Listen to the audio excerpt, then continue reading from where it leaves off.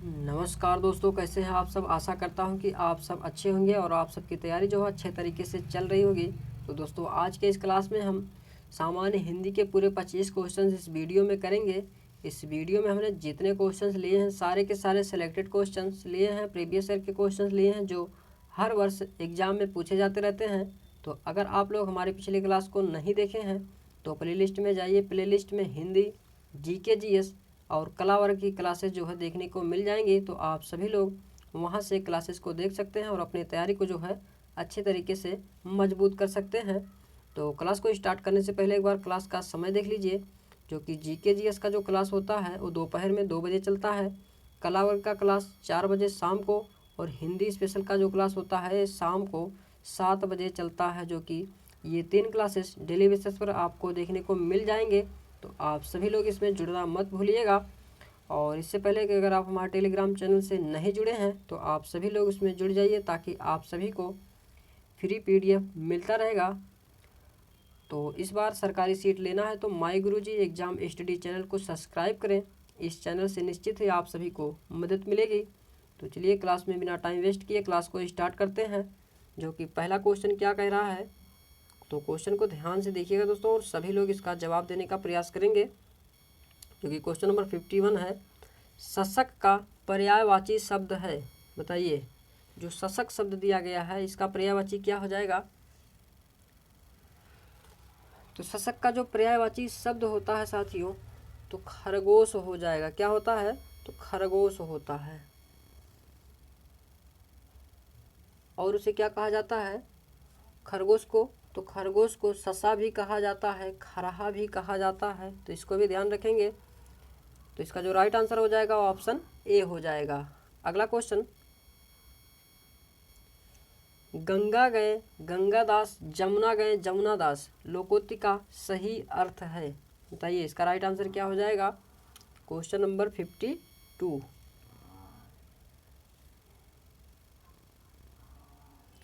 तो गंगा गए गंगादास, जमुना गए जमुनादास, तो इसका जो सही अर्थ हो जाएगा अवसरवादी होना। तो जितने लोग ऑप्शन नंबर डी को जवाब दे रहे थे वे लोग बिल्कुल करेक्ट हो जाएंगे। क्लियर है।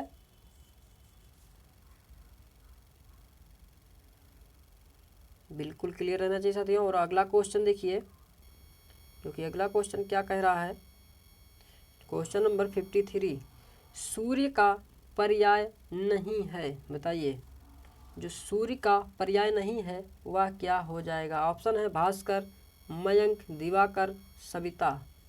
तो इसमें बात करते हैं भास्कर, मयंक और दिवाकर की। तो ये जो 3 ऑप्शन दिए गए हैं, तो ये सब जो है, सॉरी दोस्तों, भास्कर, दिवाकर और सविता की बात करते हैं तो ये जो है सूर्य के पर्यायवाची होते हैं। लेकिन मयंक की बात करते हैं तो ये जो होता है दोस्तों, ये चंद्रमा का पर्यायवाची होता है। क्या होता है, तो जो मयंक है ये चंद्रमा का पर्यायवाची हो जाएगा। तो ठीक है, तो इसको ध्यान रखिएगा। जो मयंक होता है ये चंद्रमा का पर्यायवाची होता है। बहुत से बच्चे इसमें कन्फ्यूज रहते हैं कि मयंक जो है ये सूर्य का पर्यायवाची है कि चंद्रमा का। तो इसमें याद रखिएगा, जो मयंक होता है ये चंद्रमा का पर्यायवाची होता है। क्लियर है। अगला क्वेश्चन, प्रत्येक का संधि विच्छेद है। बताइए, प्रत्येक का जो संधि विच्छेद हो जाएगा क्या हो जाएगा। Question number 54।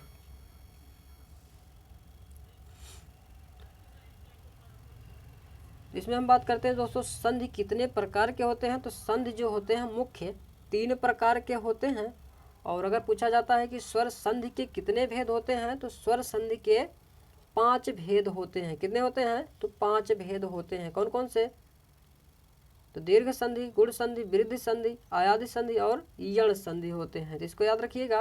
और प्रत्येक का जो संधि विच्छेद हो जाएगा तो प्रति प्लस 1 होता है। क्या होता है, प्रति प्लस 1 होता है। तो ऑप्शन सी और ऑप्शन बी जो है ये तो बिल्कुल नहीं होगा। तो ऑप्शन ए और ऑप्शन डी में आप सभी को बताना है। बताइए इसमें जो सही जवाब होगा क्या हो जाएगा। तो प्रति प्लस 1 जो होता है वो ऑप्शन ए वाला हो जाएगा, ना कि ऑप्शन डी होगा। तो इसको याद रखिएगा, ऑप्शन ए जो है इसका सही जवाब हो जाएगा। क्लियर है। नेक्स्ट क्वेश्चन, क्वेश्चन नंबर 55, जो शास्त्र जानता है वह कहलाता है। बताइए, जो शास्त्र जानता है उसे क्या कहा जाता है। सभी लोग इसका जवाब देने का प्रयास करेंगे। तो जो शास्त्र जानता है उसे कहा जाता है शास्त्रज्ञ। क्या कहा जाता है? शास्त्रज्ञ कहा जाता है। क्लियर है? बिल्कुल क्लियर रहना चाहिए साथियों। और अगला क्वेश्चन देखिए,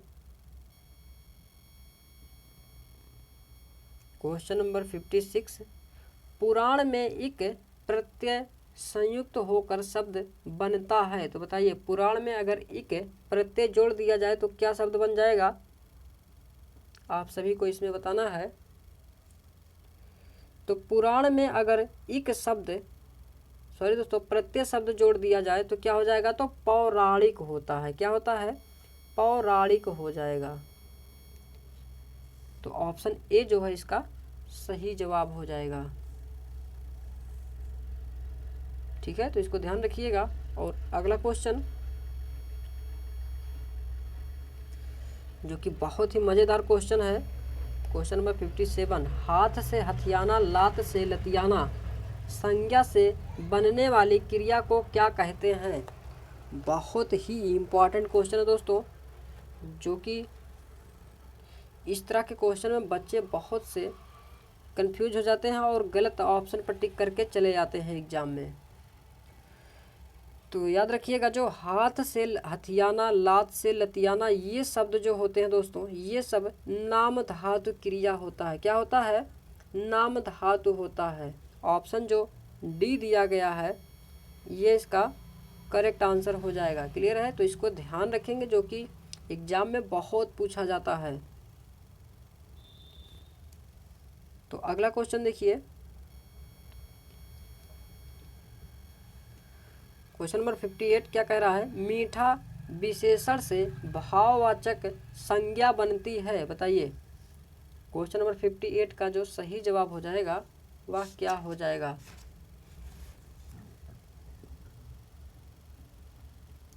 तो 58 का जो सही जवाब हो जाएगा, जो कि भाव, दशा और गुण आदि का जो बोध करने वाला शब्द होता है उसे क्या कहा जाता है? तो भाववाचक संज्ञा कहा जाता है। इसको भी ध्यान रखेंगे। जो कि मीठा की बात करते हैं तो इसका जो भाववाचक हो जाएगा विशेषण, तो मिठास हो जाएगा। क्या हो जाएगा? मिठास हो जाएगा। ऑप्शन जो डी दिया गया है ये इसका बिल्कुल करेक्ट आंसर हो जाएगा। क्लियर है?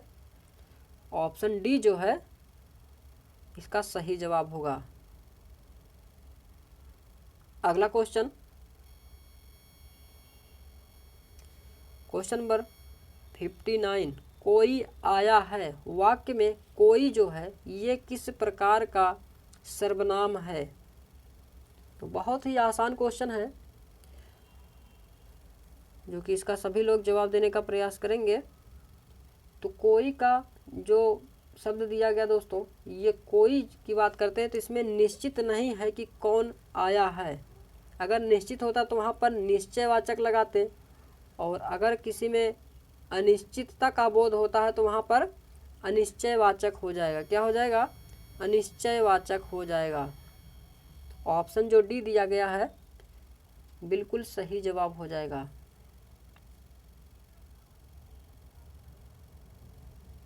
क्लियर है? अगला क्वेश्चन, निम्नलिखित में से तत्पुरुष समास कौन सा है? बताइए, तत्पुरुष समास जो है कौन सा हो जाएगा?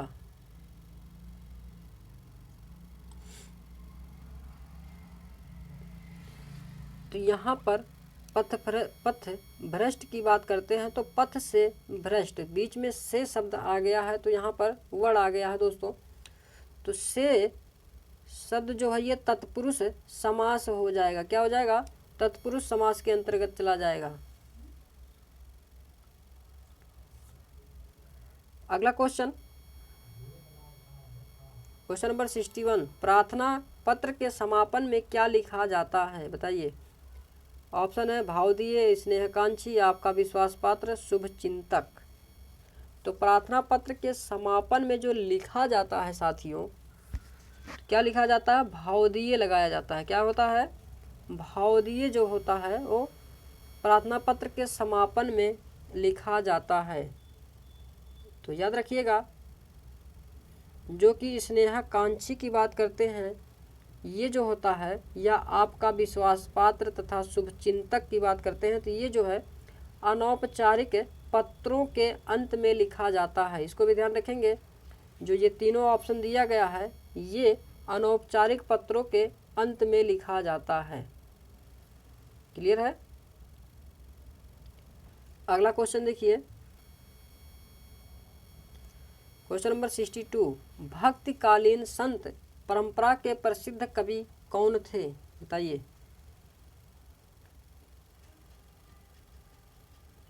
क्वेश्चन नंबर 62,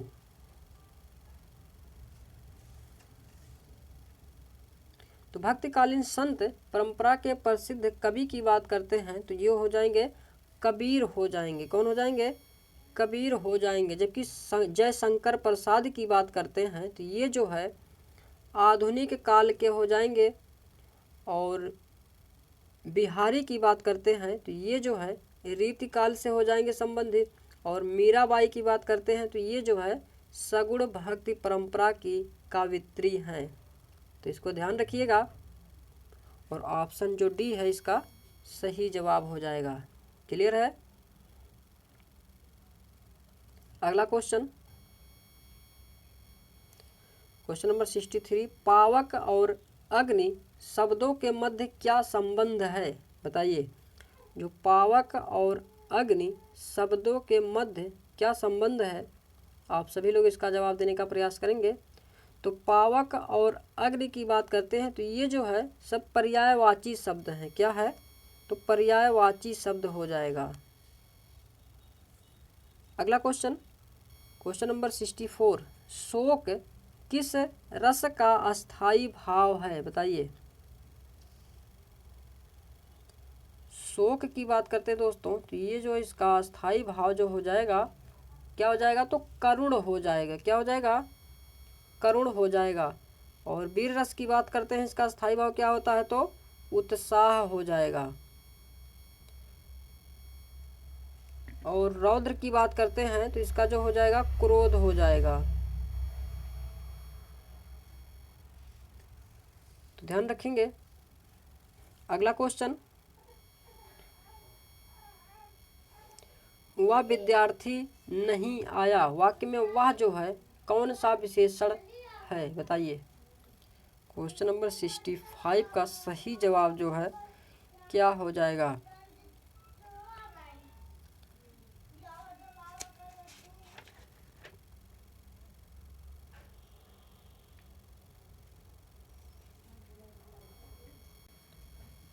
तो दोस्तों मैंने पिछले ही क्लास में मैंने बताया था कि वह, कौन, क्या, कोई, ऐसा और ऐसी शब्द अगर आता है तो वहाँ पर कौन सा विशेषण हो जाएगा, तो सार्वनामिक विशेषण मैंने बताया था। क्या बताया था, सार्वनामिक विशेषण हो जाएगा। तो इसमें वह जो शब्द है तो क्या हो जाएगा, तो ये भी दोस्तों सार्वनामिक विशेषण हो जाएगा। क्या हो जाएगा, सार्वनामिक विशेषण हो जाएगा।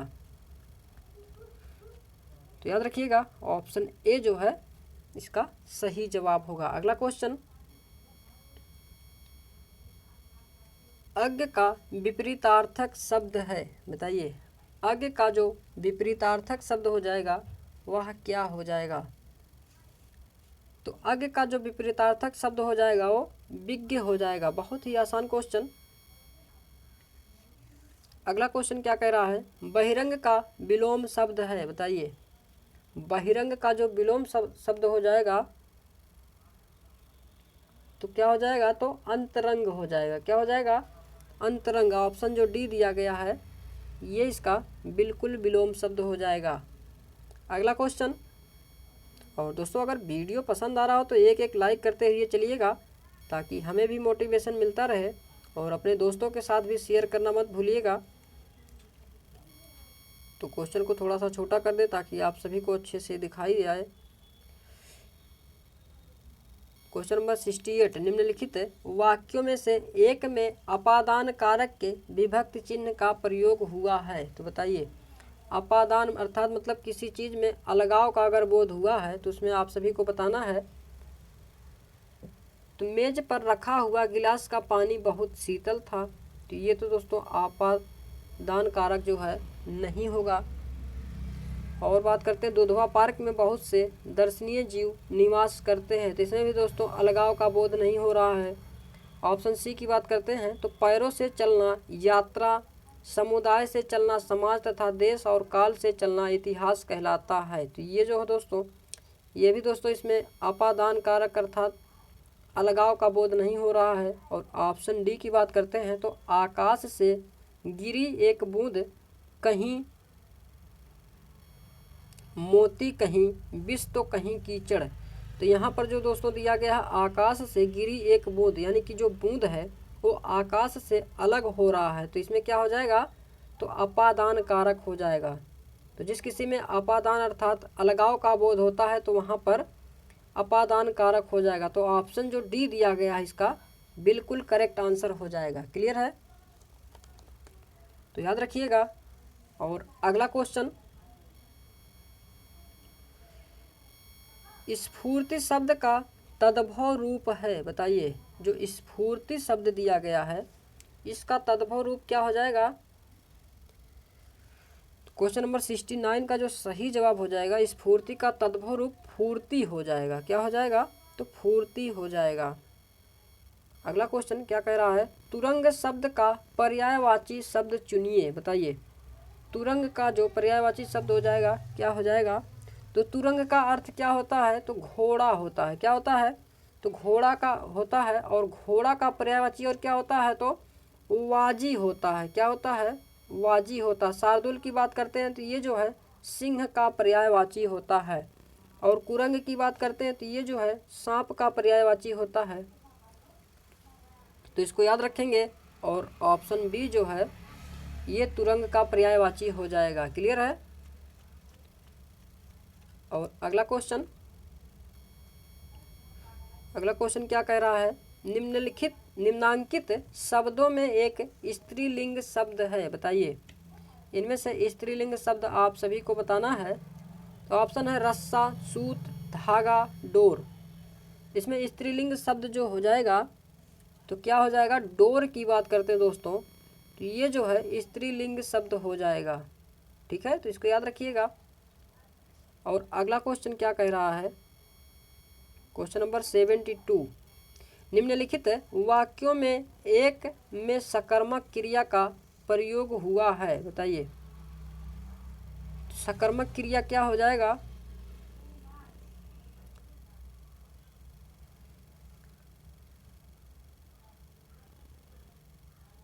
तो सकर्मक क्रिया जो इसमें हो जाएगा साथियों, ऑप्शन बी राम सो रहा है। तो ये जो है सकर्मक क्रिया इसमें हो जाएगा। ठीक है, तो इसको याद रखिएगा। ऑप्शन बी जो है इसका बिल्कुल करेक्ट आंसर हो जाएगा। अगला क्वेश्चन है क्वेश्चन नंबर 73, हिंदी दिवस मनाने की तिथि है। तो बताइए दोस्तों, अगर आप हिंदी पढ़ रहे हैं तो हिंदी का